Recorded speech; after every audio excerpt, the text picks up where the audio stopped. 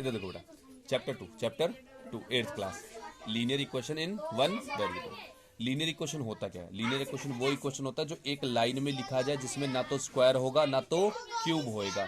अब यहाँ पे पहली बात करते हैं, वन वेरिएबल क्या होता है? वन वेरिएबल, तो वेरिएबल होते क्या है वो देखो ध्यान से।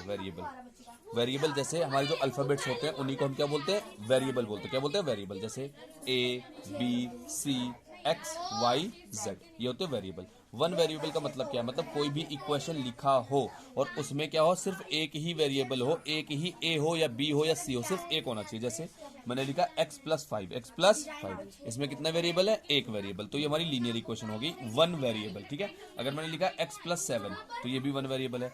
a+5 किया, ये भी वन वेरिएबल है। मैंने कहा z+8 कर दिया, ये भी वन वेरिएबल है। मैंने कहा 5x+7, ये भी वन वेरिएबल है। लेकिन जैसे मैंने कहा 5x+3y+5, ठीक है, तो ये वन वेरिएबल नहीं है, क्योंकि एक वेरिएबल ये है और एक वेरिएबल, तो ये टू वेरिएबल हो जाएगा, जो कि हो जाएगा गलत। हम क्या पढ़ रहे हैं? One variable. समझ में मेरी बात आ गई? लीनियर का मतलब क्या होता है? एक ही, मतलब एक ही पावर होनी चाहिए। वेरिएबल की पावर कितनी? एक। वेरिएबल की पावर कितनी? एक। जैसे मैंने लिखा 5x+7, तो x की पावर कुछ भी नहीं होती है, तो एक होती है। कितनी होती है? एक। That's called linear. क्या? लीनियर। अगर मैंने ऐसे लिख दिया x², 5x² + 7, तो बेटा ये लीनियर नहीं होएगा, ये होएगा क्वाड्रेटिक। क्या होएगा? क्वाड्रेटिक। क्या होएगा? क्वाड्रेटिक।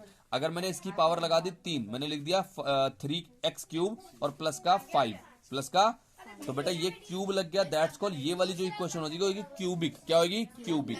तो लीनियर में क्या होता है? पावर 1, क्वाड्रेटिक में होती है पावर 2 और क्यूबिक में होती है पावर 3। समझ में आ गई मेरी बात? कोई दिक्कत यहां तक? लीनियर समझ में आया, वन वेरिएबल समझ में आया। वन वेरिएबल का मतलब सिर्फ एक ही होना चाहिए, ये वन वेरिएबल नहीं है, टू वेरिएबल है, ये वन वेरिएबल है, ये वन वेरिएबल है और ये वन वेरिएबल। समझ में आ गई मेरी बात? कोई दिक्कत है? चलो आगे देखते क्वेश्चन।